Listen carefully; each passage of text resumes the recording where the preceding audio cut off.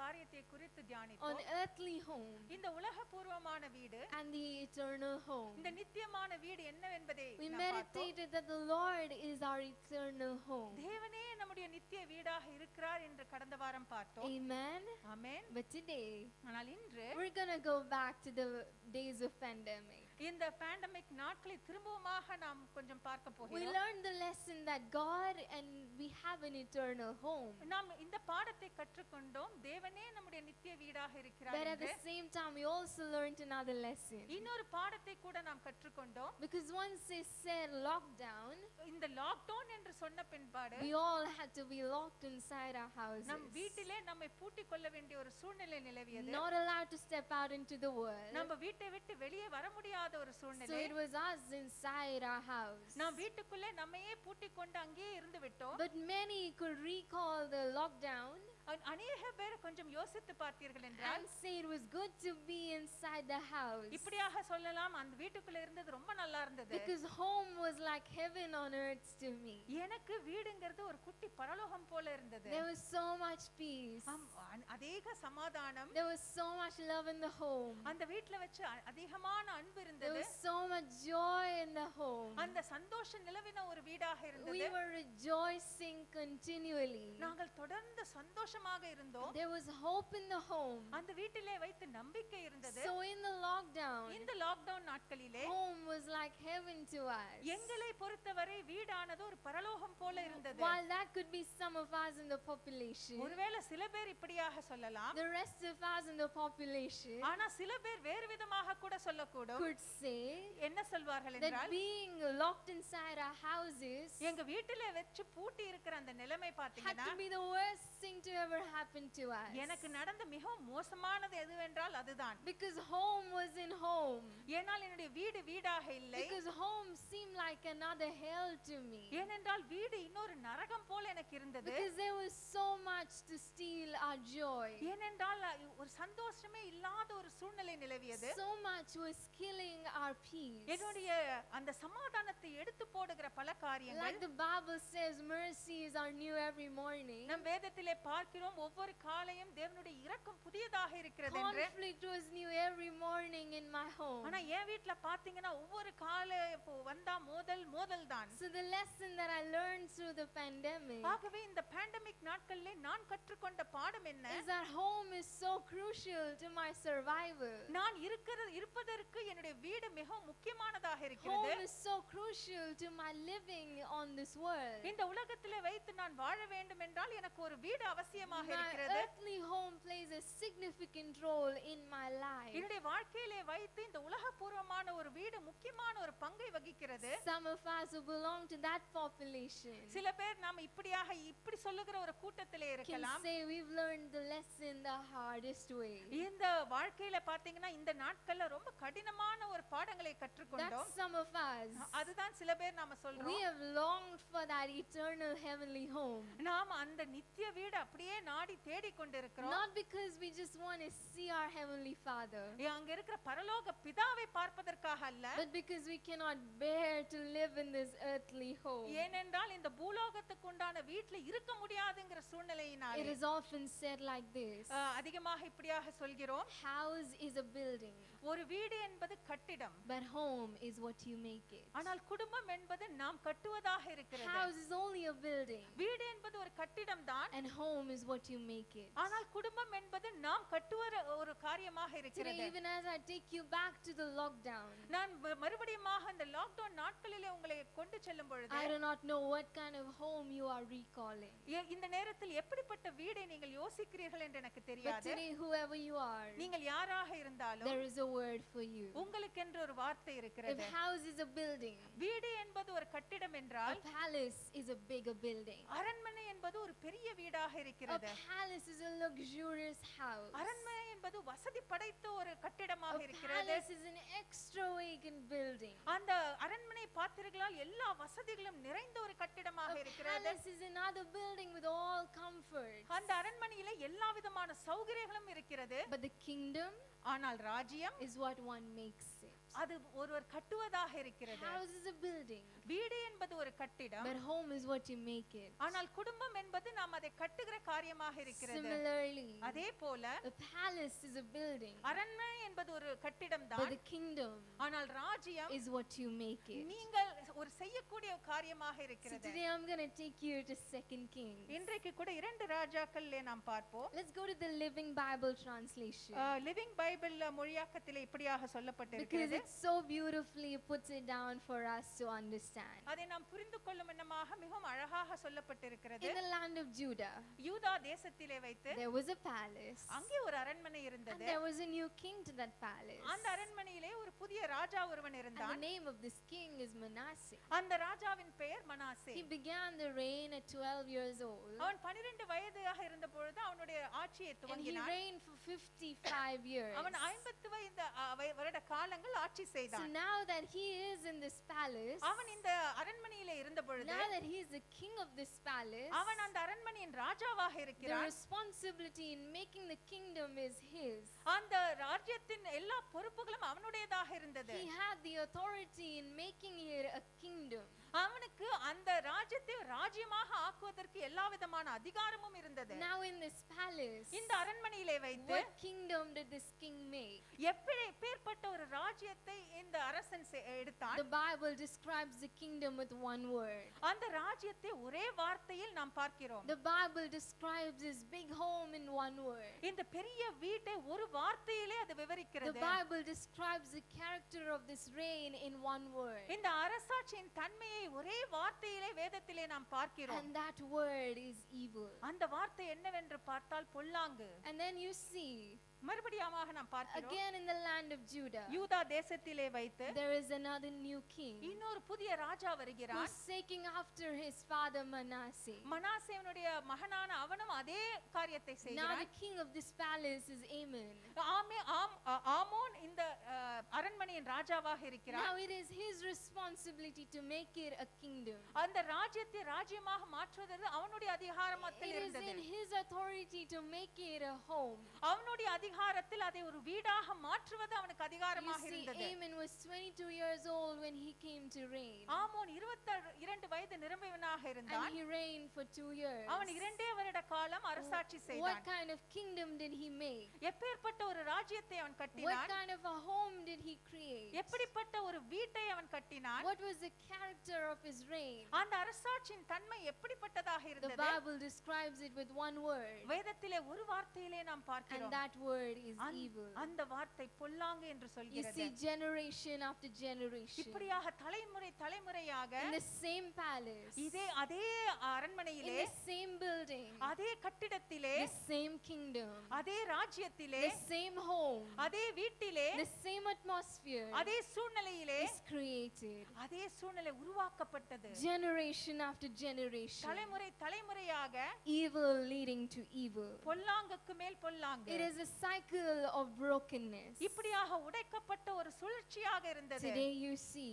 இன்றைக்கு நீங்கள் பார்க்கலாம், most often, அநேக நேரங்களிலே கூட from generation to generation, தலைமுறையாக it is poverty leading to poverty, வறுமையிலே போய் விடுகிறது. debt leading to debt, கடனிலே முடிகிறது. drunkenness leading to drunkenness, குடிபோதைகள் குடியிலே போய் முடிகிறது. abuse leading to abuse, வேதனை கொடுக்கிற காரியங்கள் வேதனையிலே போய் முடிகிறது. division leading to division, பிரிவினைகள் பிரிவினையிலே முடிகிறது. separation leading to separation, இப்படியாக பிரிக்கப்பட்ட காரியங்கள் பிரிக்கப்பட்ட காரியங்களிலே முடிகிறது. divorce leading to divorce, விவாகரத்திலே முடிகிறது. hurt leading to hurt, வழிகளிலே முடிகிறது. corruption leading to corruption, ஊழலிலே முடிகிறது. greed leading to greed, பேராசையிலே முடிகிறது. generation after generation, தலைமுறையாக trauma leading to trauma, வலியும் வேதனைகளிலே முடிகிறது. mental illnesses leading to mental illnesses, மனரீதியான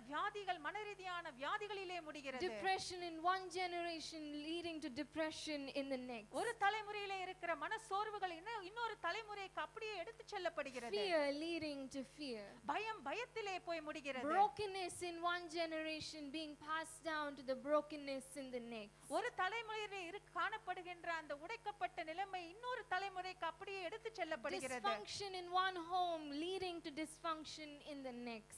ஒரு வீட்டிலே பிரிக்கப்பட்ட காரியங்கள் இன்னொரு வீட்டிலேயும் இன்னொரு தலைமுறைக்கும் எடுத்து செல்லப்படுகிறது. Today as you are here, இந்த இடத்தில் நீங்கள் இங்கே இப்பொழுது இருக்கும் even பொழுது as you are recalling your earthly home நீங்கள் உங்களுடைய உலகபூர்வமான வீட்டை குறித்து யோசிக்கும் or பொழுது your earthly kingdom, இல்ல இந்த உலகபூர்வமான ராஜ்யத்தை யோசிக்கும் go பொழுது back and reflect on your life. உங்களுடைய வாழ்க்கையை நீங்கள் சற்று யோசித்து And if பார்க்கலாம். you would see அதிலே நீங்கள் என்ன பார்க்கிறீர்கள்? how you were raised, எப்படி நீங்கள் அங்கே what வளர்க்கப்பட்டீர்கள்? was the home you were raised in, எப்படிப்பட்ட வீட்டிலே what வளர்க்கப்பட்டீர்கள்? was the home created for you, எப்படிப்பட்ட வீட்டின் சூழ்நிலை உங்களுக்கு இருந்தது? what was the condition of that home, அந்த வீட்டில் சூழ்நிலைகள் என்னவாக உங்களை உருவாக்கியது? what was the poverty in that home, அந்த வீட்டிலே வைத்து எப்படிப்பட்ட வறுமைகள் what was நிறைந்திருந்தது? the brokenness in that home, அந்த வீட்டிலே எப்படிப்பட்ட உடைக்கப்பட்ட நிலைமைகள் what இருந்தது? was the trauma in that home, எப்பேற்பட்ட வலியும் வேதனைகளும் அந்த வீட்டிலே and then இருந்தது. now you see ஆனால் இப்பொழுது நாம் பார்க்கிறோம் you're in your own home. நீங்கள் உங்களுடைய சொந்த வீட்டிலே இருக்கிறீர்கள். Somehow எப்படியோ you see this trauma creeping in. மறுபடியுமாக இந்த வலி வேதனை போன்ற காரியங்கள் உள்ளே நுழைந்து விடுகிறது. Somehow you see this brokenness creeping in. எப்படியோக இந்த உடைக்கப்பட்ட நிலைமை ஊடுருவி வருகிறது. Somehow you see the same patterns of dysfunction in your own home. இப்படிப்பட்ட முறைகள் உங்களுடைய வாழ்க்கையிலே திரும்பவும் திரும்பமாக வருகிறதை And think பார்க்கிறீர்கள். about the home that you are creating right now.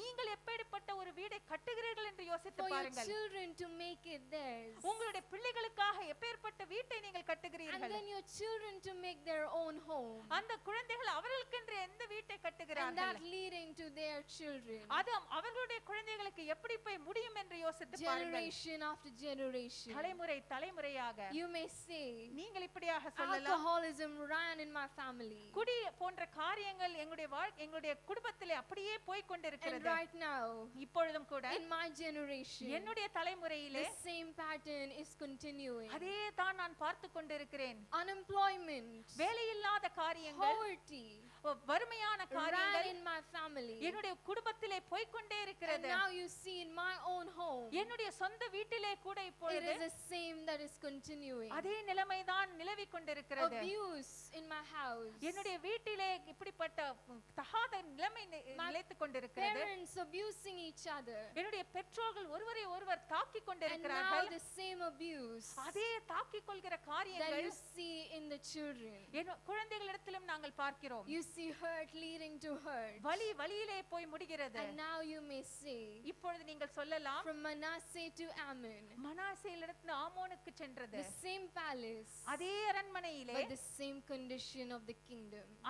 அந்த ராஜ்யத்தின் சூழ்நிலை அப்படியாகவே இருந்தது. Today if you are here ஒருவேளை இந்த இடத்துல நீங்கள் இப்படி இருந்தீர்கள் என்றால் saying it is your same situation, உங்களுடைய சூழ்நிலை கூட அப்படியே தான் இருக்கிறது from என்று சொல்வீர்கள் என்றால் generation after generation, தலைமுறை தலைமுறையாக this is the same conflict. இதே மோதல்கள் தான் நடந்து This is கொண்டிருக்கிறது. the same lack of peace. இதே சமாதானம் இல்லாத சூழ்நிலைகள் தான். This is the same evil. இதே பொல்லாங்கான காரியங்கள் தான். This is the same that is running in my family. என்னுடைய குடும்பத்திலே இப்பேற்பட்ட காரியங்கள் தொடர்ந்து நடந்து கொண்டே Now, இருக்கிறது. is there hope for me? ஆகவே இந்த இடத்தில் எனக்கு ஒரு நம்பிக்கை உண்டா? What is the hope for my earthly home? இந்த பூலோகத்துக்கு உண்டான வீட்டிலே எனக்கு என்ன நம்பிக்கை If இருக்கிறது? you are here asking that question, ஒருவேளை அப்படிப்பட்ட கேள்வியை நீங்கள் கேட்டுக்கொண்டிருந்தால் God is here to offer some hope for your earthly home. இந்த பூலோக வீட்டிலே வைத்து உங்களுக்கு ஒரு நம்பிக்கையை தேவன் கொடுக்க விரும்புகிறார். Because in 2 Kings 22, ரெண்டு ராஜாக்கள் 22வது அதிகாரத்திலே பார்க்கிறோம். you see the same land of Judah, அதே யூதா தேசத்திலே வைத்து same palace, அதே அரண்மனையிலே but a new king. ஆனால் ஒரு புதிய ராஜா And his வருகிறார். name was Josiah. அவருடைய பெயர் யோசியா. Now the responsibility, அந்த இடத்திலே அந்த பொறுப்பு the என்னவிருக்கிறது? authority என்ன அதிகாரம் to வந்தது? make it a kingdom, ஒரு ராஜ்யமாக மாற்றுவதற்கு, to make it a home, ஒரு வீடாக is மாற்றுவதற்கு in the hands of Josiah. யோசியாவின் கைகளிலே The இருந்தது. Bible says வேதத்திலே he பார்க்கிறோம், reigned from the age of 8 years old, அவன் 8 வயது இருக்கும் பொழுது அவன் அரசாட்சியை and he துவங்கினான். reigned for 31 years. அவன் 31 வருட காலம் அரசாட்சி Now செய்தான். you see, இப்பொழுது பார்க்கலாம், glory be to God, தேவனுக்கே மகிமை praise உண்டாவதாக, be to God, தேவனுக்கே ஸ்தோத்திரம் உண்டாவதாக, honor be to God. எல்லா மகிமையும் அவருக்கே When it உண்டாவதாக. comes to describing the kingdom, இந்த ராஜ்யத்தை குறித்து சொல்லும் பொழுது when it comes to describing the home that Josiah created, யோசியா உருவாக்கின அந்த வீட்டை பற்றி சொல்லும் பொழுது, for the character of his reign, அவனுடைய அரசாட்சியின் தன்மையை சொல்லும் பொழுது, the Bible again uses one word, வேதம் மறுபடியுமாக ஒரே வார்த்தையை but this பிரயோஜனப்படுத்துகிறது. time ஆனால் இந்த முறை it is no longer the word evil, பொல்லாங்கு என்கிற வார்த்தையை குறித்தல்ல, but it is the word good. ஆனால் நன்மை நல்லது என்கிற வார்த்தையை நாம் Shall பார்க்கிறோம். we clap our நாம் hands? கரங்களை தட்டுவோமா? Give God the glory. தேவனுக்கு மகிமை செலுத்தும்படியாக Today, இன்றைக்கு if you and I want to describe our home good, நம்மளுடைய வீட்டை நாம் நல்லது என்று சொல்ல if வேண்டுமானால், you and I want to describe our kingdom good, நம்முடைய ராஜ்யத்தை நல்லது என்று நாம் சொல்ல if வேண்டுமானால், you and I want God to describe our reign as good, அவருடைய அந்த அரசாட்சியை நன்மை என்று சொல்ல வேண்டும் என்றால், there is hope for you and I today. இன்றைக்கு உங்களுக்கும் எனக்கும் நம்பிக்கை உண்டு. Because you and I ஏனென்றால் நானும் நீங்களும் worship the same God, நான் அதே தேவனை நாம் the சேவிக்கிறோம். God of Josiah யோசியாவின் தேவன் is my God. என்னுடைய தேவனாக The இருக்கிறார். God of Josiah யோசியாவின் தேவன் is your God. உங்களுடைய தேவனாக இருக்கிறார். What does it mean to be the God of Josiah? யோசியாவின் தேவன் என்பதற்கு என்ன அர்த்தம்? Who is this God of Josiah? யோசியாவின் தேவன் யாராக இருக்கிறார்? Why is there hope in having the God of Josiah as our God for our earthly home? யோசியாவின் தேவனை நம்முடைய தேவனாக இந்த பூலோக வீட்டிலே நாம் பார்ப்பதற்கு என்ன அதனுடைய காரணம் என்ன? Josiah means யோசியா என்பதற்கு whom Jehovah heals. யெகோவாவினால் சுகப்படுத்தப்பட்டவன் என்ற அர்த்தம். You see in this place, இந்த இடத்திலே வைத்து when he came into the palace, அவன் அந்த அரண்மனைக்கு வந்த பொழுது Josiah took after his name. அவனுடைய பேருக்கு ஏற்றவாறு அவன் செய்தான். He reflected on his life. அவனுடைய வாழ்க்கையை அவன் யோசித்து He பார்த்தான். looked at the history of his family. அவனுடைய குடும்பத்தை குறித்த காரியங்களை அவன் He யோசித்து looked at பார்த்தான். generation after generation. தலைமுறை தலைமுறையாக என்ன நடந்து கொண்டிருந்தது என்பதை All பார்த்தான். the impact of the evil. இந்த பொல்லாங்கின் நிமித்தமாக வந்த காரியங்களை All யோசித்து the பார்த்தான். consequences of the wickedness. அந்த சூழ்ச்சியான பொல்லாங்கான காரியத்தின் நிமித்தமாக வந்த விளைவுகளை யோசித்து There was பார்த்தான். so much pain. அதிகமான வலிகள், There was so much hurt. அதிகமான வேதனைகள், There was so much trauma attached to it. அந்த காரியத்திலே பலவிதமான கஷ்டமான காரியங்கள் It's a இணைந்திருந்தது. lot of hurt coming from generations of evil like that. தலைமுறையாக இப்படிப்பட்ட பொல்லாங்கு நிறைந்த தலைமுறையாக வந்த காரியங்கள் There was நிறைந்திருந்தது. so much dysfunction in this kingdom. அந்த ராஜ்யத்திலே வைத்து பலவிதமான காரியங்கள் நடக்கும் கூடாத காரியங்கள் But நடந்திருந்தது. even as Josiah reflected, ஆனால் யோசியா இப்படிப்பட்ட காரியங்களை யோசித்து பார்க்கும் பொழுது Josiah knew யோசியாவுக்கு நன்றாக that தெரியும் he was whom Jehovah heals. அவன் யெகோவாவினால் குணப்படுத்தப்பட்டவன் சுகம் பெற்றவன் என்று அவன் அறிந்திருந்தான். Josiah now receives the healing. யோசியா இப்பொழுது அந்த சுகத்தை தேவனிடத்திலிருந்து Now பெற்றுக்கொண்டு Josiah is healed இப்பொழுது யோசியா அவன் குணப்படுத்தப்பட்டவனாக சுகமடைந்தவனாக so இருந்தான். that he could heal. சுகத்தை பெற்று மற்றவர்களுக்கு சுகத்தை He கொடுக்க, was healed to heal his home. சுகத்தை பெற்று அந்த வீட்டையே சுகப்படுத்தும்படியாக இருந்தான். He was healed to heal his kingdom. அவனுடைய ராஜ்யத்தையே சுகப்படுத்தும்படியாக He இருந்தான். was healed to heal his land. அவனுடைய அந்த சுகத்தை பெற்று அவனுடைய அந்த தேசத்தையே சுகத்தை கொடுக்கக்கூடிய ஒரு நபராக இருந்தான். Josiah means யோசியா என்றால் whom Jehovah heals. யெகோவாவினால் சுகப்படுத்தப்பட்டவன் என்ற You அர்த்தம். see, the Bible, இந்த வேதத்திலே நாம் it does பார்க்கிறோம் not mention that Josiah had some physical illness. யோசியாவுக்கு ஏதோ சரீரபூர்வமான வியாதி என்று நாம் பார்க்கவில்லை. Too often, அநேக நேரங்களிலே we just have our eyes fixed on physical illness for healing, நமக்கு சுகம் வேண்டும் என்றால் சரீரபூர்வமான காரியங்களை மட்டும்தான் நான் பார்க்கிறோம். often overlooking நாம் அந்த காரியத்தை மற்ற காரியத்தை விட்டு that our விடுகிறோம். minds, நம்முடைய மனம், that நம்முடைய our hearts, நம்முடைய இருதயம், our emotions, நம்மளுடைய உணர்ச்சிகள், our lives, நம்முடைய வாழ்க்கை, they need healing as well. நமக்கு சுகம் தேவை. And that is what happened with Josiah. அதுதான் யோசியாவுக்கு நிகழ்ந்தது. His mind, அவனுடைய எண்ணங்கள், மனம், his heart, அவனுடைய இருதயம், his emotions, அவனுடைய உணர்ச்சிகள், his past அவனுடைய பழைய காலம் carried many hurts, பலவிதமான வலிகளை அவன் சுமந்து கொண்டு but he வந்திருந்தான். needed to be healed first அதிலிருந்து அவனுக்கு சுகம் முதலில் கிடைக்க so வேண்டியதாக that he இருந்தது. could bring healing. அதை பெற்றுக்கொண்டு அந்த தேசத்துக்கு சுகத்தை கொடுக்கும்படியாக Today, dear Father, தகப்பனே, if you reflect on your life, உங்களுடைய வாழ்க்கையை நீங்க யோசித்து if you பார்க்கும் look பொழுது at the lives lived ahead of you, உங்களுக்கு பின்பாக என்ன வாழ்க்கை இருந்தது என்று நீங்கள் the பார்க்கும் பொழுது history of your family, உங்களுடைய வாழ்க்கை, உங்களுடைய குடும்பத்திலே நடந்த காரியங்கள், all that happened in your generation, உங்களுடைய தலைமுறையிலே என்னெல்லாம் நடந்தது என்று if you யோசிக்கும் look பொழுது back, நீங்கள் திரும்பி அதை பார்க்கும் there பொழுது could be a lot of hurt, பலவிதமான வலிகள் there could இருந்திருக்கும், be a lot of trauma, பலவிதமான வேதனைகள் there இருந்திருக்கும், could be a lot of brokenness, உடைந்து போன நிலைமைகள் நிலவி there இருக்கும், could be a lot of division, பலவிதமான பிரிவினைகள் there இருந்திருக்கும், could be a lot of dysfunction. பலவிதமான வேலை செய்யாத காரியங்கள் அநேகம் But இருந்திருக்கும். dear Father, ஆனால் தகப்பனே, if you want to make a home, உங்க ஒரு வீட்டை நீங்கள் கட்ட வேண்டும் you என்றால் must say, God, heal me நீங்க இப்பொழுது சொல்ல வேண்டியது so என்னை that I சுகமாக்கும். can heal. நான் சுகத்தை பெற்று மற்றவர்களுக்கு சுகத்தை Dear கொடுக்கும்படியாக. mother, if தாய்மார்களே, you look back, நீங்கள் ஒருவேளை you பின்னோக்கி will be பார்க்கும் பொழுது able to collect all the hurt yourself. நீங்கள் உங்களுடைய வாழ்க்கையில அனுபவித்த வேதனைகளை நீங்கள் யோசித்து But பார்ப்பீர்கள் now you என்றால், can bring all of that ஆனால் அந்த வேதனைகளை எல்லாம் இப்பொழுது நீங்கள் கொண்டு and வரலாம். say, God, கொண்டு வந்த தேவனை பார்த்து heal சொல்லலாம், me என்னை சுகப்படுத்தும், so that I can heal.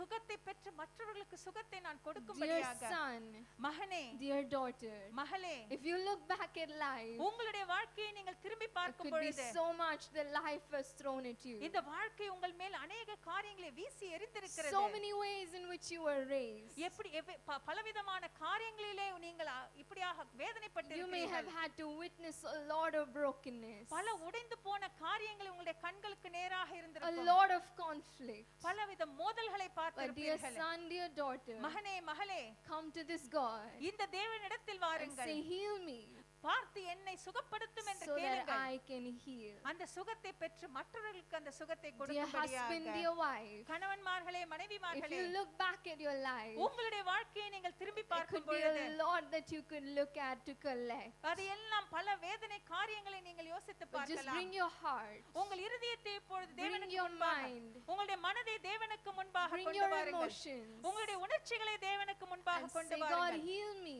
கொண்டு வந்து என்னை சுகமாக்கும் என்று so that கேளுங்கள். I can heal. ஆகவே சுகத்தை பெற்று மற்றவர்களுக்கு சுகத்தை I don't want கொடுக்கும்படியாக. to be hurting to hurt. நான் இப்படியாக வலியோடு இருந்து மற்றவர்களுக்கு வேதனை கொடுக்க I don't want விரும்பவில்லை. to be broken to continue breaking others. நான் உடைந்து போன நிலைமையில் இருந்து மற்றவர்களுடைய இருதயத்தை உடைக்க I விரும்பவில்லை. don't want to be unhealthy to be unhealthy to others. நான் மற்றவர்களுக்கு சுகவீனமான காரியங்களை செய்ய விரும்பவில்லை. Heal me என்னை so சுகப்படுத்தும். that I can heal. ஆகவே அந்த சுகத்தை பெற்று மற்றவர்களுக்கு நான் சுகத்தை கொடுக்கும்படியாக. யோசியா Means அர்த்தம் என்ன? whom Jehovah heals. யெகோவாவினால் சுகப்படுத்தப்பட்டவன். Let's sing together right now. நாம் ஒன்றாக சேர்ந்து இந்த பாடலை மறுபடியுமாக பாடுவோம். Whoever you may be, யாராக நீங்கள் இருந்தாலும் we all have a home. நமக்கு ஒரு வீடு உண்டு. We have a home to make, நம்ம ஒரு வீடை கட்ட a போகிறோம். kingdom to make. ஒரு ராஜ்யத்தை கட்ட So போகிறோம். let's say, God, நாம் தேவனை நோக்கி சொல்வோம், I bring the hurt, என்னுடைய வலிகளை கொண்டு I வருகிறேன், bring the pain, என்னுடைய வேதனைகளை கொண்டு வருகிறேன். and I want you to heal me அதை நீர் எனக்கு so that சுகப்படுத்தும்படியாக I can கேட்கிறேன். heal. ஆகவே அதை பெற்று நான் மற்றவர்களுக்கு சுகம் கொண்டு வரும்படியாக.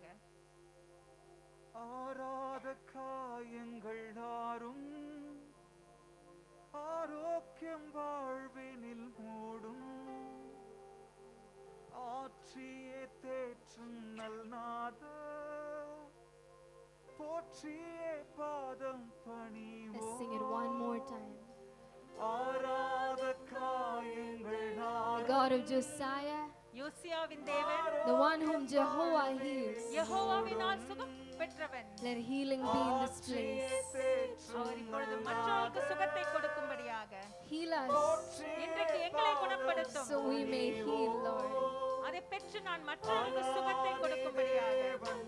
அடைக்கலம் பாரினில் அநாதையாவது இல்லை.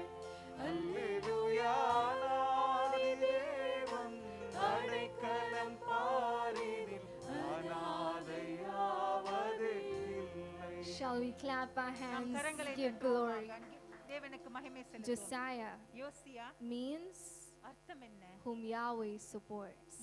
யாவேவினால் உதவி பெற்றவன். Josiah could have looked back அவன் பின்னோக்கி பார்த்து இப்படி at the சொல்லலாம், generations of baggage, இந்த தலைமுறையாக இருந்த பாரங்கள், generations of burden, தலைமுறையாக கொண்டு வந்த all பாரமான the காரியங்கள், consequences of the sin and the shame. இந்த பாவத்தின் பாவத்தின் நிமித்தமாக வந்த விளைவுகள். That is a lot of weight to carry. இப்படிப்பட்ட பல பாரமான காரியங்களை That is சுமந்து வந்தான். too big a burden on my shoulders. என்னுடைய தோள்களிலே அது மிகப்பெரிய ஒரு பாரமாக இருக்கிறது. How am I going to make a kingdom with it? இந்த பாரத்தை எல்லாம் வைத்துக்கொண்டு எப்படி ஒரு ராஜ்யத்தை நான் How am I கட்டுவேன்? going to make a home with it? இந்த பாரத்தை வைத்துக்கொண்டு ஒரு வீட்டை எப்படி நான் கட்டுவேன்? Josiah means யோசியா என்றால் whom Jehovah supports. யாவேவினால் உதவி பெற்றவன். Support என்ன உதவி?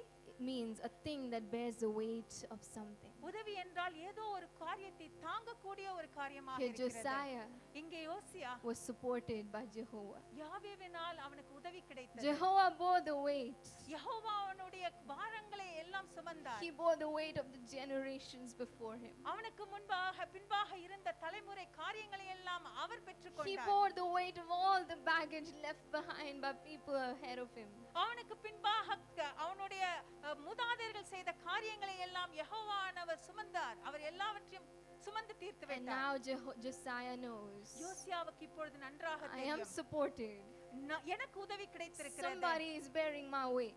என்னுடைய பாரத்தை யாரோ ஒருவர் சுமந்து So இருக்கிறார். now I can support. ஆகவே அந்த உதவியை பெற்று நான் உதவி I can செய்யலாம். support my home. என்னுடைய வீட்டிற்கு நான் உதவி I can செய்யலாம். support my kingdom right now. என்னுடைய ராஜ்யத்திற்கு அந்த உதவியை நான் This கொடுக்கலாம். morning, if you are here, இந்த காலை வேளையிலே ஒருவேளை நீங்கள் இப்படி இருந்தீர்கள் என்றால் looking back at your life, உங்களுடைய வாழ்க்கையை நீங்கள் திரும்பி பார்க்கும் பொழுது looking back at what your parents have left behind, உங்களுடைய பெற்றோர்கள் உங்களுக்கு விட்டு சென்ற காரியங்களை பார்க்கும் பொழுது what your other half is left behind, ஒருவேளை உங்களுடைய கணவனோ மனைவியோ விட்டு சென்ற what your காரியங்களை children பார்க்கும் has பொழுது left behind. உங்களுடைய பிள்ளைகள் உங்களுக்கு விட்டு சென்ற காரியங்களை How am I பார்க்கும் going to பொழுது take all of this baggage and make a home? இதையெல்லாம் வைத்துக்கொண்டு நான் எப்படி ஒரு வீட்டை நான் கட்ட How முடியும்? am I going to carry this weight and make a kingdom for myself? இப்படிப்பட்ட பாரமான காரியங்களை சுமந்து கொண்டு எனக்கென்று ஒரு ராஜ்யத்தை வீட்டை நான் எப்படி The கட்டுவேன்? God of Josiah is your God. இதே யோசேயாவின் தேவன் உங்களுடைய தேவனாக He's there இருக்கிறார். to support you, உங்களுக்கு உதவி which செய்யும்படியாக. means He's there to carry your weight அப்படி என்றால் உங்களுடைய பாரத்தை அவர் சுமக்க so காத்திருக்கிறார். that you can support your home. ஆகவே உங்களுடைய வீட்டுக்கு நீங்கள் உதவி You can செய்யும்படியாக, support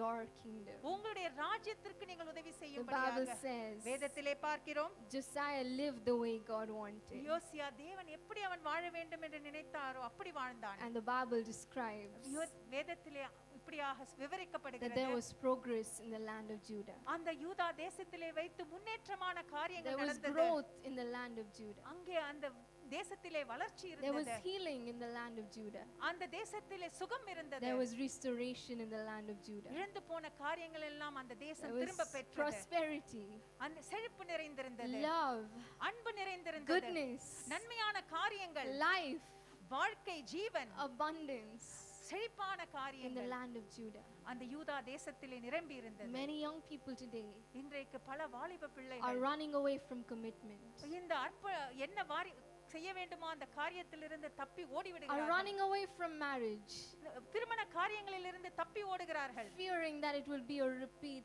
cycle. என்ன பயம் தங்களுடைய வாழ்க்கையும் அப்படியாகவே மாறிவிடுமோ I என்று. have witnessed a lot of trauma.